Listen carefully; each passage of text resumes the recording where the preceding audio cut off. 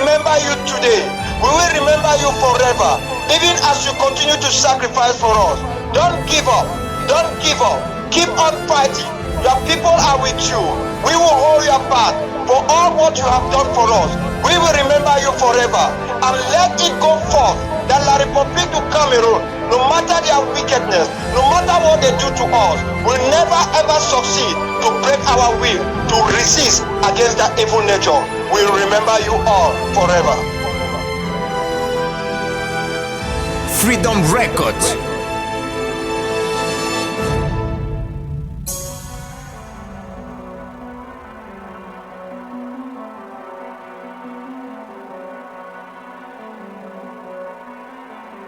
Freedom Records.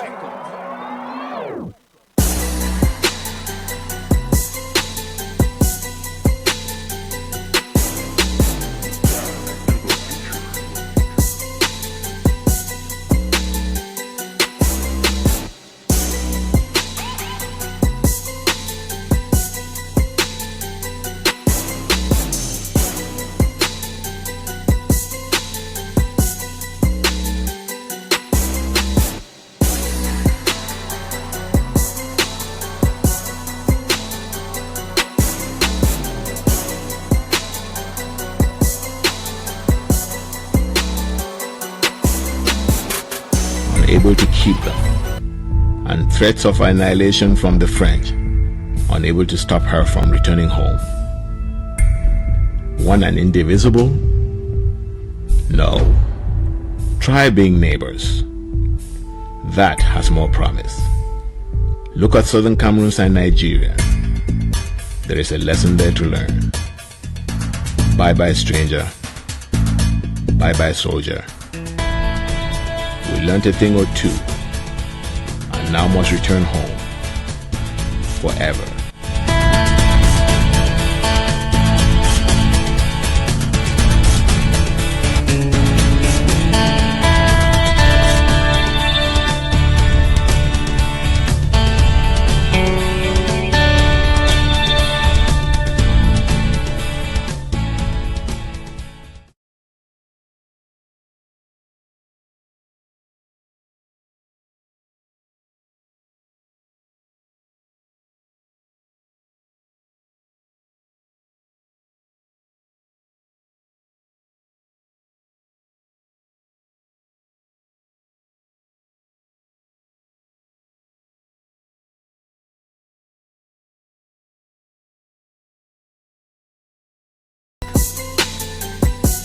Cameroons left and right. She has always known who she is, and has somehow always found a way to speak last when all is said and done.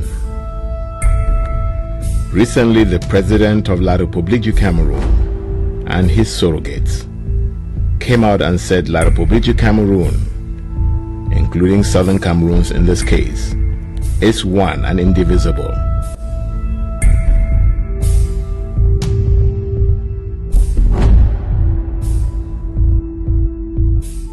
There was a time when Nigeria said Southern Cameroons was one with Nigeria and indivisible.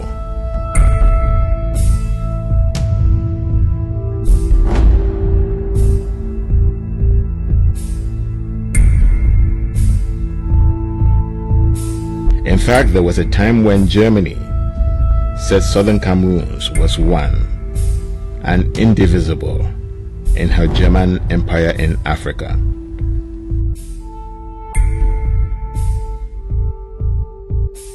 There have been many flags over Southern Cameroon skies.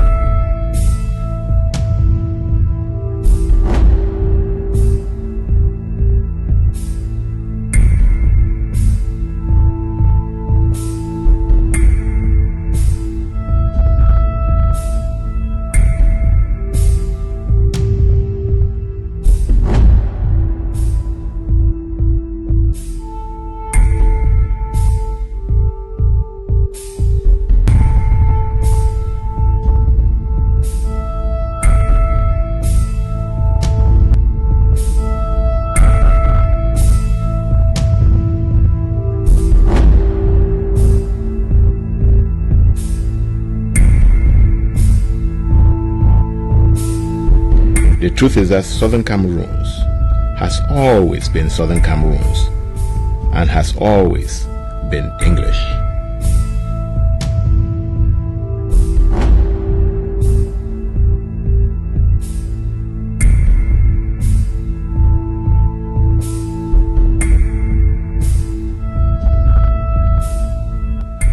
She has stayed in the same place when others made their claims as long as they wanted, until it was time to go and never come back. While some like to claim that Southern Cameroons was a virgin and her first marriage with foreign territories was by the Germans, Southern Cameroons always knew that the loss of her virginity was to the British as far back as 1858. The German flirtation did not come until 1884 and lasted only until 1916. That is barely 32 years. Southern Cameroons did not even have time enough to master the German language. That is because most of the years were spent fighting the natives. It took 4 years to get a beachhead in Kubaland. And when they came to Bafut, it took from 1901 to 1907 to get a surrender from Fond Abombi I. After the Germans, unable to beat him at war, started emptying the village of its population. A Fon cannot be a Fon without his people, so the Fon of Bafut gave up. But even then, the Germans were not sure, and so had to appease the Bafut people with the greatest palace in the region.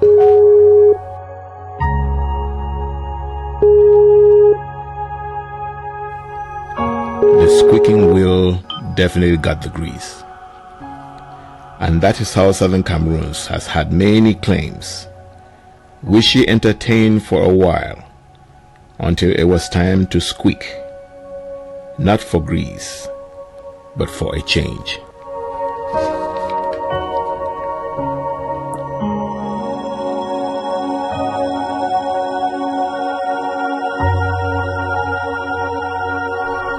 Even when she was being taught German,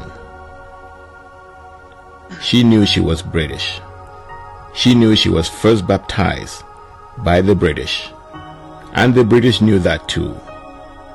And so when it was time for the Germans to go, the British said, "Give us just our Southern Cameroons back and keep the rest."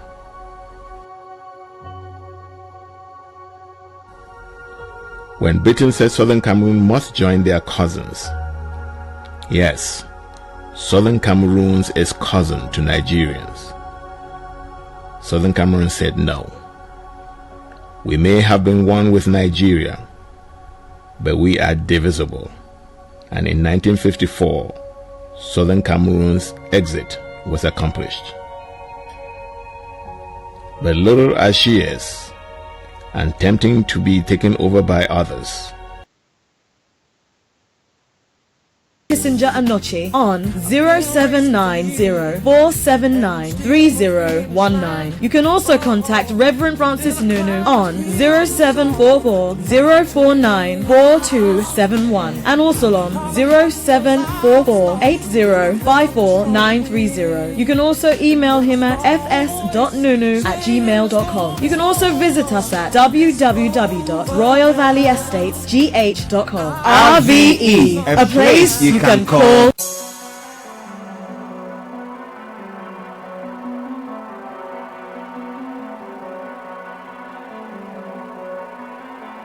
Freedom Records.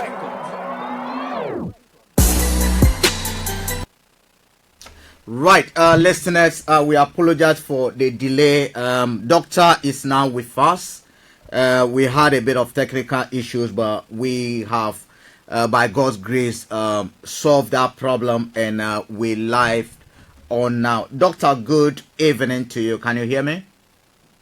Yes, I can hear you. You can hear me loud and clear. How are you today, sir? Well, I'm a bit okay.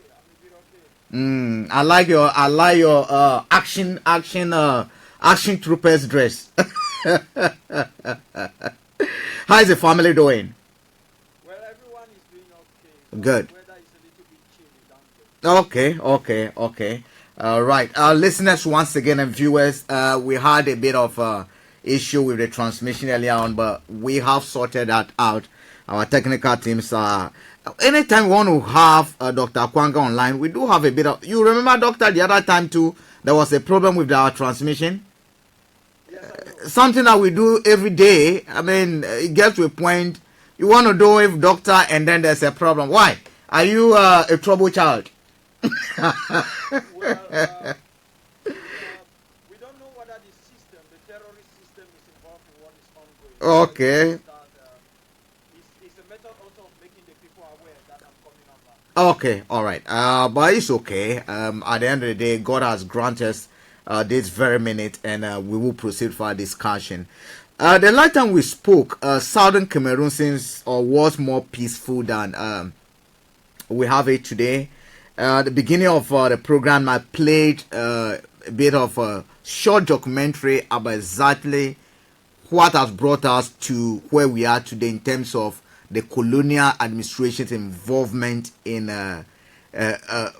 Southern Cameroon. But before then, let me give you opportunity to tell our viewers and listeners who Dr. Ebenezer Akwanga is. Well, I'm a 47-year-old man from the southern Cameroon. I was born in Tico, which is a seaside resort of the southern Cameroons, and I've traveled the nook and cranny of my homeland. And I'm a proud southern Cameroonian because southern Cameroon is geographically within the confines of international law. And we are trying to move that geographic confines to what some will prefer to call today the Republic of Ambazonia, or in any form that you want to call. So that is where I come from, and a lot about me is online. The reality is I don't like speaking much about myself. I'm a Pan-Africanist, of course. I believe in the liberation of the continent of Africa, removing Africa from the hands of Republican kings to true republicanism, where the people, the power will wrestle in the hands of the people. And I am one person who understands that the whole concept of trying to resolve issues until we have reached a level where we've lost our souls is not the best way forward, that we should move forward in resolving issues before human life is taken. Unfortunately, that is not the situation in Africa. Right, that's a brief introduction about who Dr. Akwanga is. And when it comes to Southern Cameroon, what is your position within Ambazonian people? I mean, how do they look up to you? What role do you have? Why do you speak on their behalf? And why would they? Why are you a qualified person to speak on behalf of Amazonians today? It is not an issue of quality. It is an issue of. It is an issue of birth. I don't.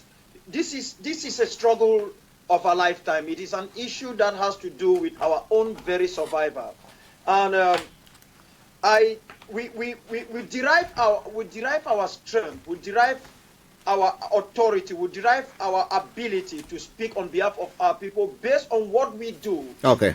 Because we don't have a homeland where we're going to hold an election where people will have to choose this or that is our leader.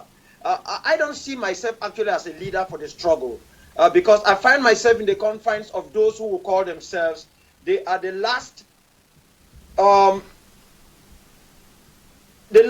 bastion, the last one standing, because I've been in the struggle all my life. I've spent almost 33 years in this struggle. I became involved almost at the age of 14, 15 in the struggle. So I've seen the nitty-gritty of this struggle. So I speak for the people based on what I have done. But I also speak for the people because I am equally part of that people who have been persecuted and thingified for so many years. So that is the only basis. That is where legitimacy is derived from. It's not just because I'm the leader of the Southern Cameroon's Youth League. It's not because I am a leading member of the Southern Cameroon's Restoration Movement. It's not because I've been a councillor of the Southern Cameroon's National Council. It's not because of the things I have done.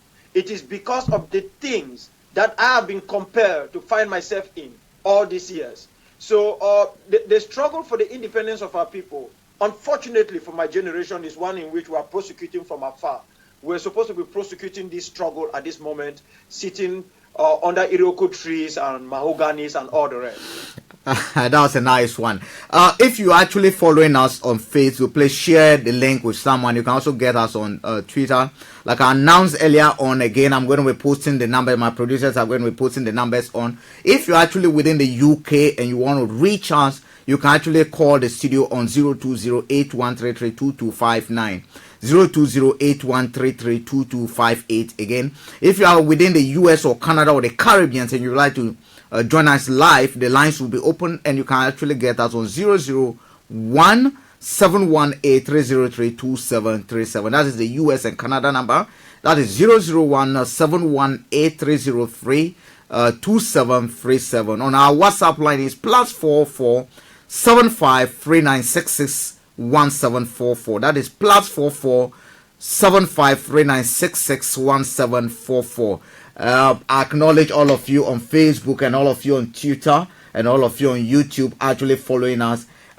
Yes, the messages, keep them coming. I've seen a lot of questions on our WhatsApp line. Please, we will read them. But doctor, talk to me. Tell me, if you were to sum up the state of Southern Cameroon today, how will you describe Southern Cameroon? The Southern Cameroons is a land that is presently facing what we call the Scotch F policy. Okay. We are a land that has been invaded and occupied by a terrorist group called Militaire Camerounais. We are a land that has almost been abandoned to itself. We have been left to be annihilated by this terrorist group, one of the most deadly in the Central and West African region. We are a land that can only be remembered when our natural resources come to play. We are a land and a people who don't seem to count when international politics comes to play. We are a land and a people who have suffered from the whims and caprices of the Cold War. We are victims of the fallout of the Cold War. We have almost been abandoned to ourselves. At times when we talk about what is happening in our homeland, people tell us that, no, you don't count. There is a problem in Palestine. There is a problem that involves the people of Syria. And we are unfortunately the black people who have been abandoned by our own fellow black people and the rest of mankind, because no one seems to care about what is happening in our homeland. That is why at this moment our people have decided that we need to rise up. We need to shout the loudest. Otherwise no one will listen to us. We need to fight for something which is ours. We are not fighting to conquer. We are fighting to save ourselves, to survive, to make sure that our progeny will have a place called home of theirs. Unfortunately, equally, is that we are a people who are suffering persecution, annihilation, and even cleansing, not from the white man, but from the white man indirectly through another black man. That is our faith. That is why many people see us from a different limelight. We are not like the South Africans who are being persecuted by a minority white apartheid regime. We are not like the people of Southwest Africa, present-day Namibia, who are being persecuted by what we call the Boers, the whites. We are not like the people of former Saudi Rhodesia, present-day Zimbabwe, who are being persecuted by Ian Smith and his minority rule government. So our case is very peculiar because we are suffering. We are black people that people don't listen to us. We are not like the Egyptians who are brown skinned. We are not like the Tunisians who are brown skinned or the Moroccans. So people don't even know something is happening to us. How many are we? We are larger than many other existing countries in the world, Suriname and all the others. But people don't care of our existence. That is why I have been telling my people since 1995 that no one is going to make us to become a free people. We must be responsible for our own freedom. Let us do our own part of the job and then question the rest of the world, the so-called civilized world, if really they are watching what is happening to us. Right, Doctor. Let's go. Let's cut straight to the chase because I think we've been through a bit of background information already, and I know a lot of people online now know about Southern Cameroon already. If you don't know, you can do a bit of research. Information is going to be posted on our web portals as well, where you can follow. Actually, as we speak now, there's almost like a civil war that is going. When we spoke somewhere last year, there was a bit of signs on the wall that it will result in an armed struggle. Doctor, can you confirm what is actually going on? Are we having a civil war in Southern Cameroon? We are not having a civil war because Southern Cameroonians are not fighting themselves. Okay. We are having an interstate war, a war between two states. There is an existing state of 1st of January 1960 called La République du Cameroun. That is the name that part of Cameroon called La République du Cameroun gained its independence in 1960. You can do your research within the annals of the United Nations General Assembly. We were supposed to have independence on the 1st of October 1961 after this plebiscite that took place in the southern and northern British Cameroons on Saturday the 11th of February 1961. So this is an interstate war. Someone will ask me, what do you mean by state? Is the Southern Cameroons existing? Of course. We are a state.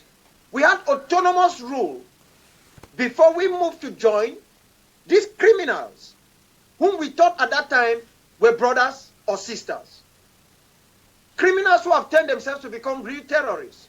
So it is an interstate war that is ongoing in that part of the world. Doctor, if you say, Doctor, hold on. If you say it's an interstate war, nobody recognized, no international body recognized Southern Cameroon as a state, an independent state. So, I mean, that is a fact that no one else except and apart from the Amazonians, no one respects Amazonians as an independent state. We don't need the respect of the world to recognize us first that we are an independent state. We ourselves must first ask ourselves, are we qualified to be a state? Historically, we were supposed to be a full-fledged state. We were never given a third option. Now, even the African Human and People's Rights Commission recognizes us as a people. And by being a people, we are a nation. By being a nation, we have said time and time again that we qualified years ago to be a country of our own. That means a state.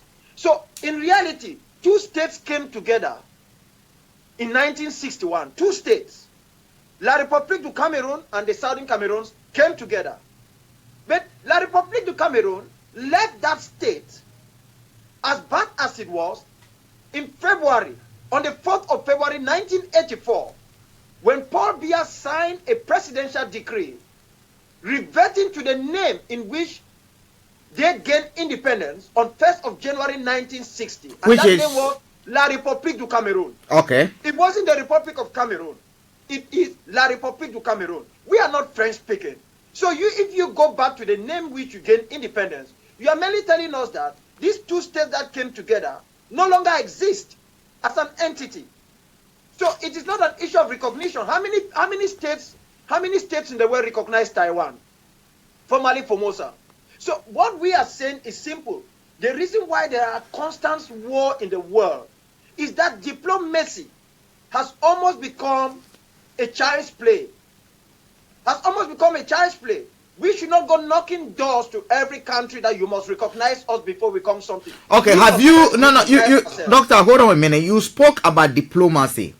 When this agitation started, how long that's from 1990s, if I can recall? Yes, it started way back in 1984-85. Okay. With the creation of the Cameroon Anglophone movement. Okay. At that time, we were not actually asking for outright independence. We were asking for a return to the two-state federation, which brought the two states together. You can hear the words, two-state federation, because we were two states that came together. Okay. So what we were saying is that let's have a loose federal system, and you stay and run your stuff, we stay and run our stuff. That is exactly what we asked for. But because these terrorists knew exactly that two-state federation will disfavor them, because they came to this coalition, this some sort of a union between the two states with nefarious motive of dominating and terrorizing us. They never accepted. They did not even want to listen to us. They acted as if we were, in fact, we have been speaking to ourselves all these years. Until now, the only time that the people of Ambazonia, the former Southern Cameroons, are speaking to La République du Cameroon and the world is now that we are fighting. Because all along that we were talking, we were speaking to ourselves. Okay. No one was listening to us, neither the international community, neither the annexationist state that had annexed our homeland. Okay, now, Doctor, let me draw you back a bit to history. What happened in February 1984. Prior to that, in 1961, the two nations agreed through negotiation also by the British and the French to bring Ambazonians and the Cameroon together. That was an agreement between two parties. What happened in February in 1984? Did Ambazonians, as today, or the Cameroons, as you prefer to call it sometimes, did they agree to the change of name? Well, the issue of 1961 is a little bit complex, yeah, because the British actually did not participate in what we call the talks that took place in Funban to lead to a smooth federal system of government. We were abandoned to the whims and caprices of the French and La République du Cameroon. We were left on our own to negotiate with an existing state of 1st of January 1960. So it was a bad deal that the British took us into. In reality, they sold us as a little gift to Gaullist France. That is what the British did. Now, what happened in 1984 is that we have been living with French Cameroon, not out of love, but out of intimidation and terror. Because from the very moment that these people took away our freedom, technically captured our former Prime Minister, John Good Foncha, and our entire system of governance, dismantled the mobile wing, which was a police force that moves with baton, not guns, like you find in the United Kingdom. They took away everything that we had. So though our people were complaining, they were scared of the gendarmes. They were scared of these terrorists who have taken over our land, were molesting our people, and gave us a certain type of card. We had almost like what we call a passbook, like what the blacks in South Africa had during the apartheid regime. You don't have that passbook, you fall under a system that they call Calais, which means whether you're in a car, whether you are in your sleeping room, whether you're in your sitting room, even in your farms, you could be arrested at any time for not maybe having a voter's card, where normally it was a one-party system and all whatnot. So we have gone through all of this for a very long time. Our people have suffered a lot of molestation and persecution until of late, when we realize that whether we are standing, these guys are going to kill us. Whether we kneel in front of them and beg, they're going to kill us. Why not better fight? And maybe somewhere along the line, both sides will be able to sit on a negotiating table and talk about this. Okay, Doctor, holding on for me over there. History tells us that most of the African countries, like I said earlier, were the making of the colonial administration. Now, if you look at Ghana, within the same time, within the same time frame when Ambazonians were being joined together with the Cameroons, we had Togo, Transvolta Togoland, part of it joined with Ghana. The question I would like to ask, why has that of Ghana, the Transvolta Togoland, worked with Ghana, and that of Cameroon and Ambazonia has not worked? What are some of the issues that are preventing, or that have prevented the union from working? No, that is a false narrative from the way you are trying to put it. It's a false narrative, because the Ghana-Togo situation is different from that of the Southern Cameroons and La République du Cameroon, just as the situation between Senegal and the Gambia. They are different scenarios altogether. How Now, different? the part of Togoland did not have self-governing status, did not have a prime minister, did not have a government of its own. In fact, we have been part of the Eastern Regional House of Assembly at Enugu for a number of years. Which is before Nigeria. We walked out of it. And said, yes, in Nigeria, that we have to be on our own. Okay. And the British equally recognized that. So this is quite a different story altogether. There wasn't a plebiscite that took place in the section of Togo that became part of Ghana and vice versa. So these things are different. That is why when you look around the world, a clear-cut case of annexation is that of the Southern Cameroons. Our situation is a little bit different from the situation of places like Casamance in Senegal, Okay. or the eastern region of Nigeria, where you find the former state of Biafra. We are different from we are different from a number of How situations. How different, doctor? No, that is what I'm saying. We are different because under international law, we were a self-governing entity under the League of Nations. The United Kingdom were administering us, but most of these other territories were administered together. Are you getting what I'm saying? I am They listening. were administered together within a bigger confines. So I'm saying this in this language so that the layman can get me in a better way. I don't want to get into the jigsaws of international relations. Okay. So I'm trying to be as simple as possible. Please do. So what I'm trying to say is that this we were prepared for independence. Okay. We were ready for independence. I beg your pardon. Which was not given to us outright independence. But all of these were entities. So when after the partition of Africa in 1884, these were parts that the rest of the world recognizes that okay, these things were supposed to be like this. The African states themselves and the people said it was supposed to be like this. But we had a plebiscite. None of these areas you call had a plebiscite. So it's a totally different issue. There were ethnic considerations that took the part of Togo to join with that of Ghana. It is the same situation like that of Upper Volta, former Upper Volta, which is Burkina Faso today, and parts of Cote d'Ivoire, which people used to call Ivory Coast. So those are different scenarios altogether. Ours is a unique example of neo-colonization. We were prepared, we were ready for outright independence, which was not given to us. So you can go to the UN documents and the rest, you will see these things. But these other parts, you didn't find them there. So there were ethnic considerations like, no, these people are maybe, many of them are Yorubas, so they definitely need to go this way. Negotiations were made and they were accepted. So ours is entirely different. All right, doctor.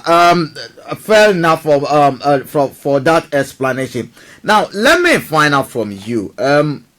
You made mention of the fact that people have not listened. In fact, as we speak, and I think this interview is very timely, because as we speak now, the Commonwealth Games just ended, and the Commonwealth leaders are meeting in London as we speak, which means that if you have had an independent, or if you were independent, by now, someone from Ambazonia should actually be representing that territory as an ex-colony of the British Empire. The union has not worked. The marriage arrangement has not worked. We now see a situation where violence is something that is happening. People from both sides are basically, a bit of suffering, so to say. Is there any way that this issue can be solved? You said nobody has listened to you in the past. And you also made mention that now people are listening and they are ready to talk. If you said they are ready, who are those listening now? No, point of correction. I haven't said people are ready to talk. Okay. I have said that the only way, Paul Biya told us that I will not let you guys go. If you want peace, prepare for war. So we are prepared for war. Okay. Unfortunately, in the world, it looks as if when human blood is not spilled, mankind does not come to their senses to understand that peace, durable peace, must not always be achieved through human sacrifice. Okay. Yes. So now, what is going on? The reason why Reuters News Agency, Al Jazeera, BBC, the Voice of America, and all other networks are talking about this issue is because the guns are sounding. AK-47 has almost become the language of the day. It is unfortunate, Frank, but that is the way the world works. You can shout as much as you want. You can carry leaves and march and sleep on the road. You can do whatever you want to do. We should stop deceiving ourselves. When the gun does not sound, nothing is going to be listened to. Let me give you an example. You know what happened in Sierra Leone? You know that the problem that affected the people of Sierra Leone was created by Milton and Albert Magai, the Magai brothers, the first prime minister and the second prime minister, who was the half-brother of Sir Milton Magai. Albert Magai, who took over from the brother, it's like what we are watching today, are responsible for the chaos that Sierra Leone has faced over the years. You might go and you want to point a finger to Fode Sanko and the rest. No, you need to go back to Sierra Leone. Look at its roots. What happened? Just look at Sierra Leone. Look at what happened within 1 year, 12 months.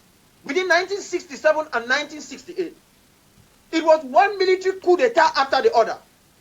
This is as a result of the high-handed autocratic system of Albert Magai, who replaced the brother who died untimely, Milton Magai. And Sierra Leone, up to date, which has been run by two political parties since independence, have continued to face difficulties because the foundation that was laid by the Magai brothers was one of corruption, was one of brutality, was one of not putting Sierra Leonean first, and the nation of Sierra Leone first, but themselves and their families. So within one year, 3 brigadier generals overthrew one another. Tucker Stevens, his reign suffered that. The house arrest and all what took place there. So it were the culmination of all of these things that brought up things like the RUF and all the craziness of General Mosquito and the rest in Sierra Leone. So it is what has been going on in Africa time immemorial. In your own country, Ghana, when Flying Lieutenant Jerry John Rawlings took over power, it is the people of Ghana who went to the streets and asked the Rawlings administration to wipe out every corrupt leader in the country. Many of them paid through firing squad. People who don't understand the history of Ghana will think that Rawlings just woke up and started butchering people. No, the population went to the streets and said enough of this corruption, that anybody who is linked to it should be wiped out. Rawlings listened to the people. Where somebody will say, oh, we don't have the right to take off life, but the people ask for that. So if you go to one country after the other, you realize that when you lay down a foundation which is not solid, you are beginning, in fact, you have created an avenue for chaos. For the situation of the southern Cameroon, as I said, until when our people rise up and said enough is enough, that we can defend our homeland, we don't need to wait for any diplomat to come and try to coerce us. That is when the West started speaking. Paul Biya abandoned a summit in Dakar, declared war on the southern Cameroon from the airport. That is why the rest of the world is speaking. It is unfortunate that preventive diplomacy does not work, Frank. Doctor, those who make weapons. No, let me finish here. Okay. Those who make weapons in the what we call the military industrial complex must sell their weapons. It's unfortunate. That is the situation we find ourselves now. Yeah, doctor. Now that there's war, because at the end of the day, if you look at it, yes, the struggle is ongoing. What will be your ideal definition of success in this struggle? Success is total and unconditional independence. Let me be frank here. We have to fight for our own survival. We did not choose this war, Frank. The rest of the world should know that we did not choose this war. That this is not a war of choice. It is something that has been imposed upon us. And now it has become a just and necessary war. There is no war that is good. Every war is bad because it leads to the destruction of human life and property. No war is good. But there are some wars that are so just and necessary. The First World War is one of them. The Second World War is one of them. But there are some wars that are not necessary. Like the invasion of Iraq, the Indochina War, Those are not wars that were necessary. They were wars where people wanted to conquer and dominate. There are some wars that are not necessary. The wars over the Palestinian territories are not necessary. But some wars become wars that you must fight to survive. But someone will also say, Doctor, someone would therefore also say this war is not necessary. What Nelson Mandela and the Nkoto Wasizwe and the South African Communist Party did in South Africa was a necessary war. If the Nkoto Wasizwe was not formed, and they did not they did not begin unleashing mano a mano against the brutal apartheid regime, who would have listened to the blacks in South Africa? They have marched for 49 years with leaves. They marched from the South African Native National Congress, SANC, to the African National Congress in 1923. They marched with leaves. Mandela went to the courts. Nobody listened until he said, listen, we need to confront these people. We need to match them with their own language. That is what Mandela did.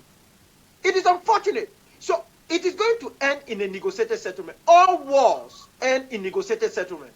Whether there is a victor or a vanquish, is negotiated settlement. But in this war between Ambazonia and La République du Cameroon, La République du Cameroon should know one thing. They will never ever be able to defeat us in this war. But can we defeat them? Can we defeat them? This I am very sure. Because for so far we are fighting to defend our homeland. They are now pushing us to take this war into their own homeland. They are pushing us. There's going to be a negotiated settlement. We will be willing to sit on a negotiated table. But it will not be dialogue because we are not part of La République du Cameroon. Who will be dialoguing with who? When we said we had a problem, Biya said there's no problem. He took our problem and acted as if it's the same problem with the pygmies in the south of his own country. We are a people, for God's sake, and we got the right to fight for our homeland. Nobody is going to define who we are or how we have to fight. We will fight and respect the Geneva Convention. This is an example of it. You see? We will fight and respect the Geneva Convention. But if anybody thinks that we will stop fighting and give in to a terrorist regime, then they are mistaken. They don't really know exactly who Ambazonians are. Yeah, Doctor, let me ask you a quick. I mean, because the governing, call it Pobia and others, have actually declared you and you people as terrorists. And they are not ready. I mean, in fact, 3 days ago, the minister in charge of information of Cameroon said that they are not ready to open any dialogue or negotiate with terrorists, which means they are not ready to negotiate with you or anything of that nature. So are we going to see an endless struggle and war within that region? The man whom you call Minister of Communication is first a criminal. This is a man who, together with his brothers of the same ethnic group, organized a military coup d'etat in that country in 1984. Issa Chiroma. They organized a coup which they were supposed to kill this man who has been in power all his life. He was pardoned by this very man and he became a stooge. So he does not even have the moral local standing to talk to the people of Ambazonia. We don't give a damn about a criminal who is having blood in his hands. Issa Chiroma cannot lecture us. He is a bona fide criminal, just as Pobia is a terrorist. I'm not saying these things because I'm here. I told them in the military tribunal on the 6th of April 1999 that war is coming. These guys took me for granted. They saw me like a very small, feeble young man who was dying in prison anytime because I was partially paralyzed at that time. I warned them in the military tribunal that you can do whatever you want to do to me. War is coming. Whether I live or I die, there are people who will never give up this struggle. They took it for granted. So one thing is certain. Chiroma is saying that they will never negotiate. Who told them that we are begging to negotiate with them? How many years did the people of South Sudan fall? We are prepared to take this to the last end. Even if I die, and most of the other people who are leaders now die, I am telling you, until we have what we want, it's not going to end. And let me assure you of one thing, Frank. Very soon, Yaoundé will be in turmoil. Biya used to say when Yaoundé breathes, everywhere is in peace. Our children don't go to school. They just go to school. Our Francophone brothers and sisters, the other way, don't give a damn about us. You get me? They have never gone to the streets to march, to demonstrate, to say, no, you cannot be doing this to the other people. They don't give a damn. These people think about us only when they want to use us. So we are prepared to fight for as long as it takes. Bia should know that. He should put that in his mind. He has all the armory in the world. He goes and begs money from China and does all what he wants to do. Who told him that he's going to defeat us? He's wasting his time. No military in the world have ever won a guerrilla war. No military. FARC rebels in Colombia. Let him go and ask the FARC. We are prepared to fight even for the next 50 or 100 years until we get what we want. I can assure you, mark my words, whether I'm alive or not, La République is going to come with their knees on the negotiating table. They will come. Whether I'm dead or not, they will come with their knees on the negotiating table. Because what we are going to do in that part of the world, the East Timorians, what they did to Indonesia was small. Doctor, you earlier on said that people were not listening. Who are you prepared to listen to now? We are first happy that we are not listening to ourselves, because we've spoken a lot to ourselves without even listening to what we're saying. Now we are listening to ourselves, and once more, like a people, we have rise up and we have said that we must take our freedom. Nkrumah told us that no people will give you freedom. You must seize it. Malcolm Little, the one people call Malcolm X, who was born as Malcolm Little, equally told us the same thing, that you must fight for your freedom, for nobody is going to give it to you. Marcus Garvey said the same thing. So we know how these things are being done. When we said the world was not listening to us, we know we are talking about the international body. We are talking about the United Nations. We are talking about this toothless, corrupt organization called the African Union, which is a place where a bunch of thieves and criminals go and sit and congratulate one another on how much they have stolen from the people of Africa and banked in Swiss banks and other banks in the Caribbean and elsewhere. So now they will be in a position to listen to us. They will listen to us. People are saying, oh no, how can we live in a world where freedom and justice is being sacrificed to the altar of security and economic benefits? What type of world is that? Don't we deserve to be a free people? What have we asked for? We merely use our mouth based on legitimacy and legality to say, listen, we are tired of this stuff, it's not working, let's get it right. Bia ignored us. He never spoke to us. I am telling you that for the first time, Bia has said something that has to do with the situation of the former British Southern Cameroon, present-day Ambazonia, is the day he declared war on us. Bia has always used our own people to fight us. Our own Ambazonians, who are stooges to him, to go out and say, no, there's no problem. They have gravitated from calling us Anglophones to calling us Ambazonians.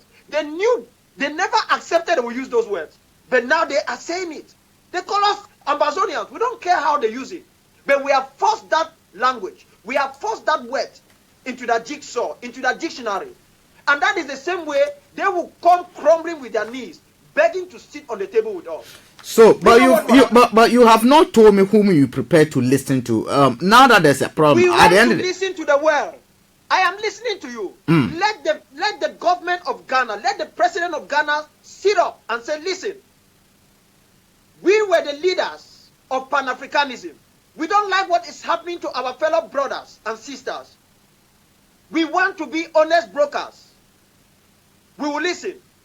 Let South Africa look at its morality and consider what we did for them, what the rest of the world did for them, what the people of Zambia, Tanzania, and nearby other African countries did for them, and say, listen, we are the biggest democracy in reality, not population-wise.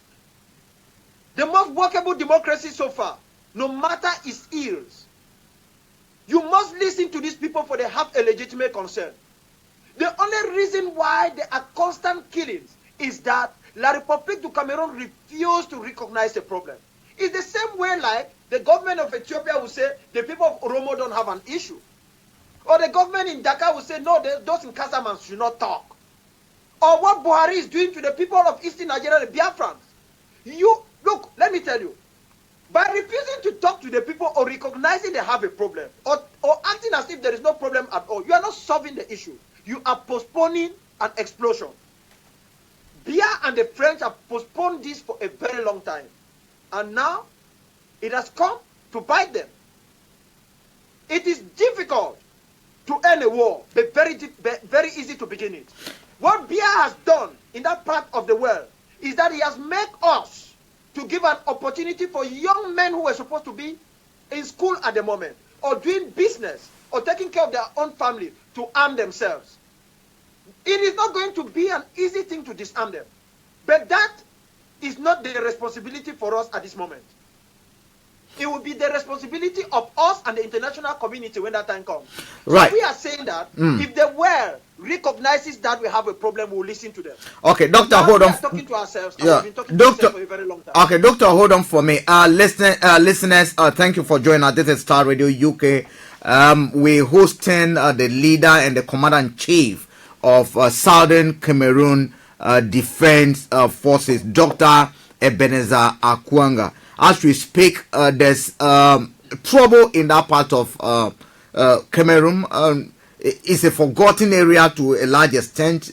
Most media organizations will not cover it, but we take the trouble to try and speak for the continent of Africa, and that's what we do. My name is Frank David. If you like to call the studio, we will open the line at exactly 9:30 UK time, which is in the next 6 minutes, and you can send your calls through. The numbers are 0208-133-2257 or 58. If you're in US or Canada, it's 001-718-303-2737. And on WhatsApp line, yes, some questions have come. I'll be actually attending to them pretty shortly. Our WhatsApp line is +44 753966174. I take that again. It's +44 753966174. And for you, those of you on Facebook, yes, keep your questions coming and requests. I remember all of you. I'll be touching on some of the questions that you're raising over there. Those of you on Twitter, those of you on YouTube, yes, we are monitoring the feed and we'll get back to you. Doctor, now we need to find a way of, you've said you are ready to listen to sensible propositions from African leaders, especially all the world. Now, in any negotiation, there's always a give and a take. Nobody goes to the table and says, oh, I want to have everything that I want. What will be your compromise? In order not to give a lot away, but what will an ideal compromise that will lead to peace be in your view? The only compromise that we will have will be compromising war to peace. We are not going to negotiate for freedom. It will never happen. We will compromise war to peace. We will compromise the gun to the olive branch, as long as the other side will do the same thing. But if it comes to, when we say we need to negotiate, we're not telling La République that we should come and sit on the table at this juncture and start finding a way on how we can stay and work together. We gave them that opportunity, they rejected it. La République is like a market dog that you give them food on a well-prepared dish on a plate.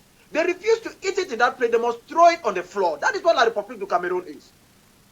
Now, you tell me, many people are angry that during the problem between the Tutsis and the Hutus, a certain radio station called La Radio Set Colline, they were calling people cockroaches and the rest.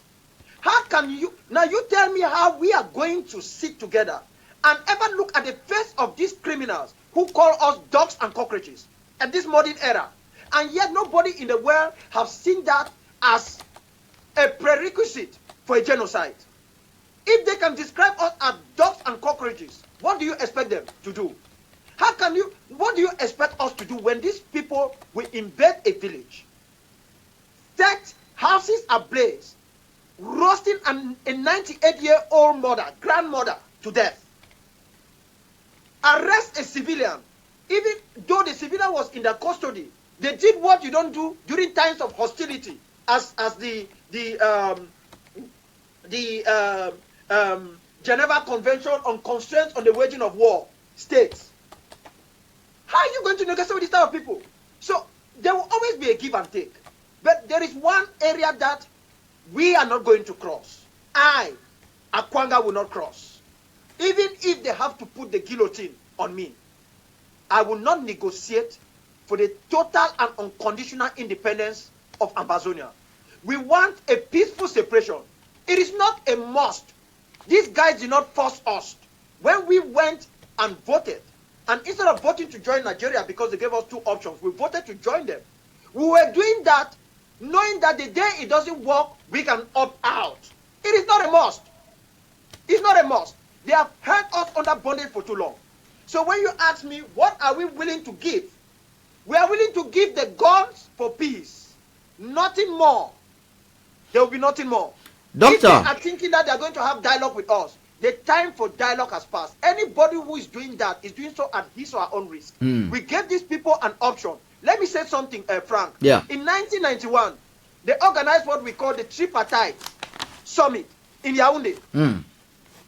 Simon Munzu, Professor Carson Anyangwe, and Barrister Same Kontang Elat, who were representing the people at that time, Anglophones, went to Yaoundé with a draft federal constitution, hoping that the government of La République will come up with their own part of it.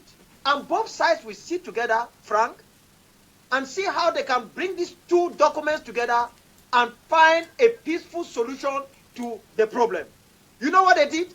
They took the constitutional document which Munzu, Anyangwe, and Elat had brought to them, twisted it and threw in a dustbin, and imposed upon us the constitution of the Fifth French Republic, where everywhere it was written La République Française was removed and replaced with La République du Cameroun.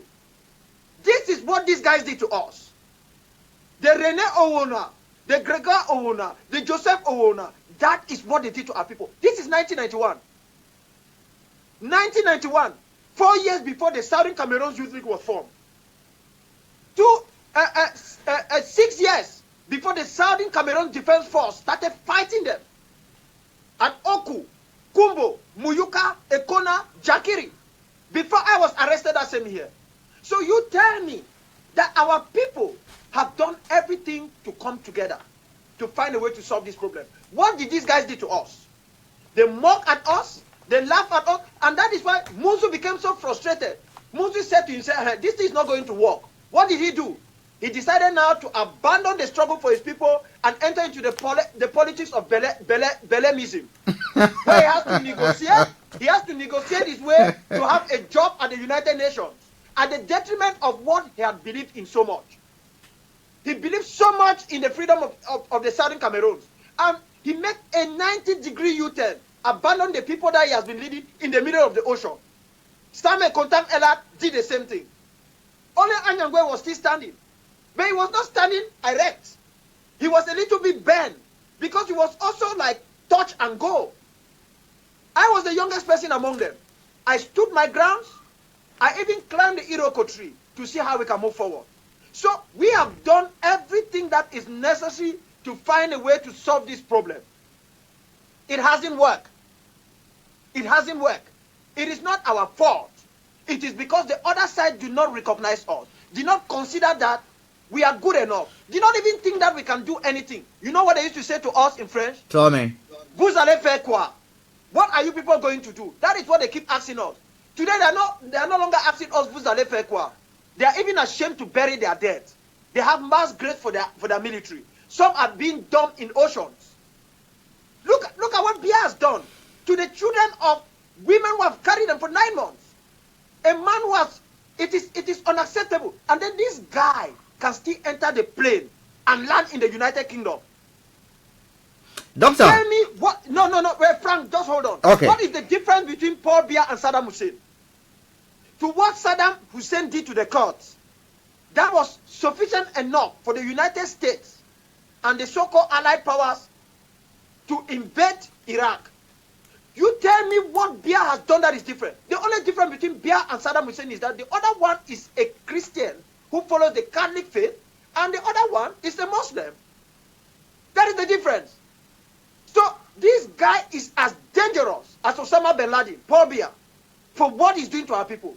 Yet You will tell me that he will even fly to the UK. Somebody said they canceled the trip. No. If the United States or the United Kingdom or Belgium or Switzerland is truly on the path of freedom, no country will allow that man's plane to touch down. They will arrest him. Biya does not have the moral or the local standing to murder mercilessly and go scot-free. Right. Doctor, let me, you said, I mean, in your submission, I'm listening quite attentively now. It's good that people listen and say exactly what is within the, I mean, what is happening. You said in 1991, there was a proposition which was a federal state kind of arrangement. And we have examples all over. You see the example, although not the same thing, but a bit of similarities or lines can be drawn between what we see in Quebec, Canada, and the English part of Canada. And if you go to Spain, although the Spaniards, the Catalonians are escalating their struggle for independence now, do you think if let's say, well, an African Union comes and says, okay, why don't we go back to where we were in 1991? Yes, we've wasted 20 years down the line, or over 20 years, and look at an arrangement in terms of probably a federal state kind of thing. Do you think that would be something that Southern Cameroonians will lay down their arms for? Frank, a people who describe us as dogs and cockroaches do not have any business to do in our sitting rooms and rooms. Okay. It is certain. We did not do that. They did that. Yesterday I spoke and I asked a simple question a few days ago. That even politicians from La République du Cameroon have not been bold enough to rise up to say enough is enough for this madness. All of these guys who claim to be opposing Biya have gone up as long as it concerns our people. A people who describe us as dogs and cockroaches have nothing to do with our lives. Okay. Have nothing at all. So what happened in 1991 was that we are a peaceful people. We have taken a lot from these guys, a lot of battery from these people. They have been terrorizing us for more than 50 years. But by 1991, we were still thinking that we can find a way to see what I can work. These guys, the way they treated our people, the way they treated those who were the leaders at that time, the intellectuals, it was like, you guys are crazy. Do you think we'll let you go? Who is going to sweep our homes? It is the same way that it was so difficult for white America to accept the Emancipation Proclamation from Abraham Lincoln. People were saying that, but if you let these blacks go, who is going to work in our plantation? Who is going to clean our houses? Where are we going to have cheap women that we can just sleep with them anytime that we want and bring children that we will not take care of? Those are the questions that the slave owners were asking themselves. So La République du Cameroon have been asking themselves for too long. If we let these guys go, we are finished. We are a lazy bunch of people. We are what we call, in Bia's language, chop broke pot. People who eat today and forget about tomorrow. So they can run down their own country down without thinking of the future. So if we let these guys go, where are we going to have money for these natural resources? Bia is thinking on her, where is he going to have money to buy more marijuana for Brenda, the daughter, to be smoking? Or more cocaine for himself? Or more African gin, afofo, to drink? A man who cannot run the country. So they are now asking themselves, no, we cannot let these guys go. We know what they are saying is true. But if we let them go, we are perish. It is not out of love, Frank, that these guys want to hold us. It is out of banditry, out of thievery. They are thinking only of our natural resources. They are thinking only of who is going to keep their houses clean. They are thinking of who is going to polish their shoes, who will wash their cars, who will come to the assembly and clap for them. Because by themselves, they cannot do anything. They are the worst situation of a physical, whole body person who is handicapped physically.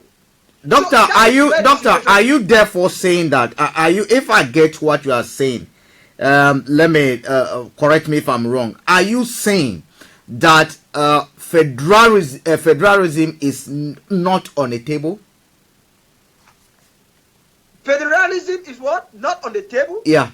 Is that what No, you are the suggesting? issue of federalism, Frank, died long time ago. To me, Dr. Akwanga, to the SCYA, and to a vast majority of Southern Cameroonians, we ask a simple question to these people. The British have given the people of Scotland 2 opportunities for a referendum. Okay. Quebec have gotten 2 opportunities of a referendum. The people of Spain are afraid that if they allow the people of the people of the Basque region, Barcelona area, Yeah. to have a real legitimate referendum, they will vote for independence. Do you know why Spain is holding that area? Do you think Spain loves those people? No. It is the resources that come from that area. I have to be frank to you. The Spanish people from Madrid and the rest don't give a damn about Barcelona and the others. They are interested in their minerals. Whatever comes from that land. It is a shame. Do you know why the United Kingdom is holding tight to the Scottish? Do you think it's because they love the people of Scotland? No. The United Kingdom looks at itself.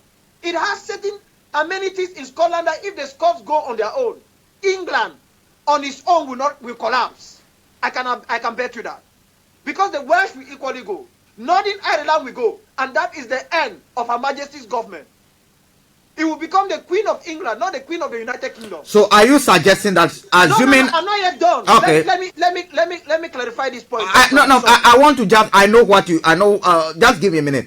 Are you therefore suggesting, before I lose track of point, that you want a referendum? You should be given opportunity for Barcelona to decide if they want to go their way or they still be with Cameroon? Is that what you're asking? Is that what will be on the table? I am sure that is going to be part of a negotiated settlement as the war continues. Okay. That is what the people of South Sudan had. Remember, before they became South Sudan, they were called Southern Sudan. Yeah. They were fighting that war as Southern Sudan. And after 2 successful civil wars, the Sudanese government in Khartoum, the Arab-dominated government, accepted over a series of negotiations that led to the comprehensive peace agreement in 2005. They accepted what? That one, they will be autonomous. They will allow the people of Southern Sudan to have an autonomous period of governance for 5 years. That is what Southern Sudan and Sudan accepted over the CPA, the Comprehensive Peace Agreement. That was negotiated by the international community. So, in other words, it wasn't Sudan that accepted that referendum. It was the international community where Sudan was there and Southern Sudan was there. That was brokered during the negotiated settlement. So the issue of a referendum will not be given to us by La République du Cameroon. Referendum will come as part of the negotiated settlement. We know that. Why is La République du Cameroon scared? They should not be scared. If they think that we don't have a problem, they should man enough.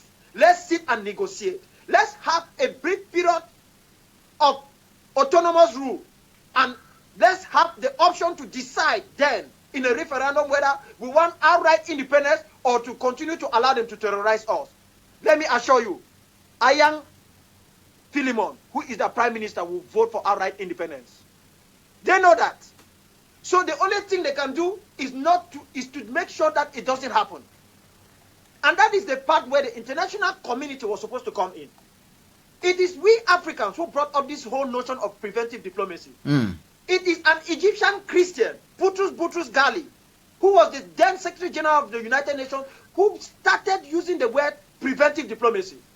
And that was brought over by Kofi Atta Annan, a Ghanaian. But when have they ever used preventive diplomacy? You show me one place where it has succeeded. Why can they not prevent situations? It succeeded in Gambia. Huh? It succeeded in Gambia last year. No, listen. It succeeded in Gambia not through the United Nations. It is because Nigeria bullied Gambia through Senegal. So what I'm trying to say is, they were able to come in there and let this guy, this terror leader who was in the Gambia, to know that we will take you out and send you to jail if you don't leave. You get what I'm saying? Yeah. But I am saying that we have been crying and complaining.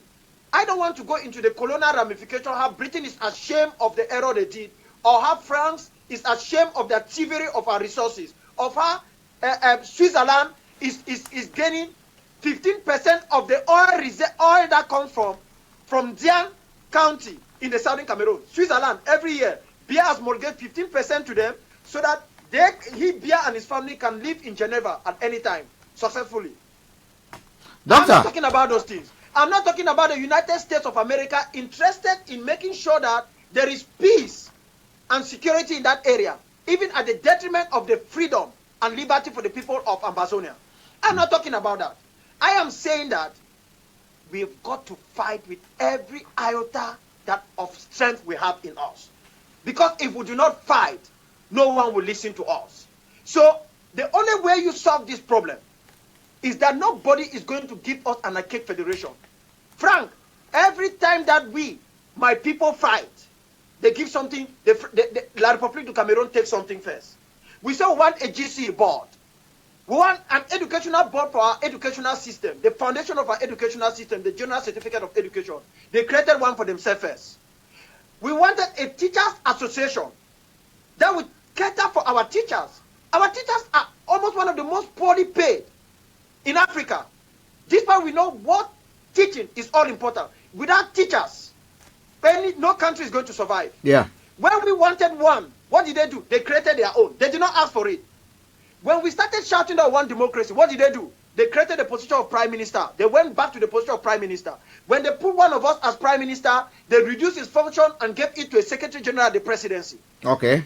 That is what they did to us. So these guys, every time we ask for something, they benefit. We have those citizens of La République all over here in the United States, in the United Kingdom and elsewhere. Some have even gained political asylum, lying that they are Amazonians. Because they have lived in our land, they can speak English. But every time we start complaining, they start thinking that, oh, I was born in Bangangte. They delivered me in a day. My mother comes from Eboloa.